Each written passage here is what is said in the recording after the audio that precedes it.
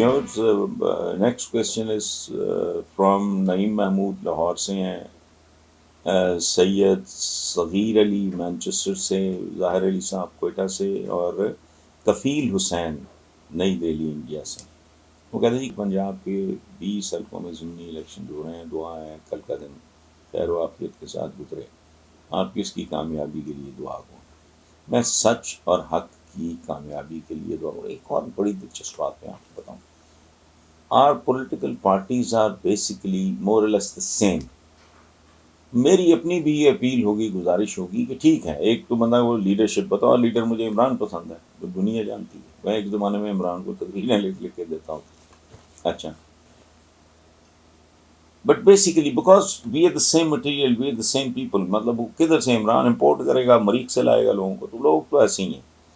اصل میں دیکھنا چاہیے کہ کینڈیڈیٹ کیسا ہے. عمران بھی اگر کسی لفنگے تلنگے کو، اور یہ ہوا ہے، ٹکٹ دے دے گا، چونکہ وہ مسٹر نو آل تو ہے نہیں.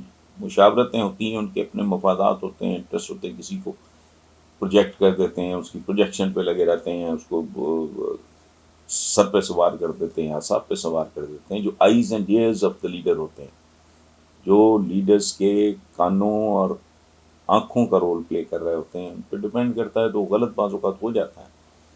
تو میرا ذاتی خیال ہے، میری پرائرٹی یہ ہوتی ہے کہ جو بہترین امیدوار ہے، کون جیتتا ہے کون ہارتا ہے.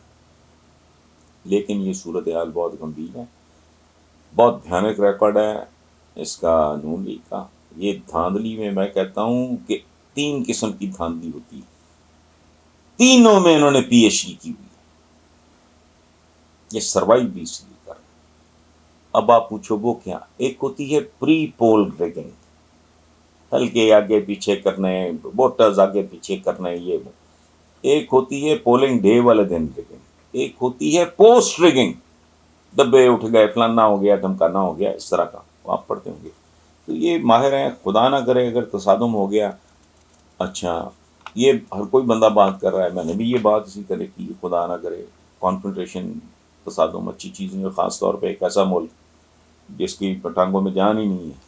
اکنامکلی تو ہم بینکرپسی کے ہی آگے پیچھے کر رہے ہیں. لیکن اگر تصادم میں ہی اس ملک کا مستقبل، تو آئی پرسنلی ڈونٹ کیئر. ایک بار فیصلہ ہو جائے، اور اگر نون لیگ نے حدود سے تجاوز کیا، اینی تھنگ کین ہیپن.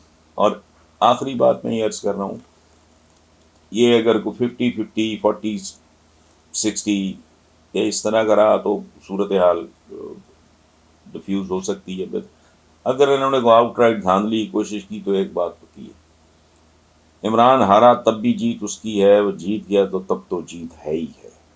صورتحال بہت عجیب ہو گئی.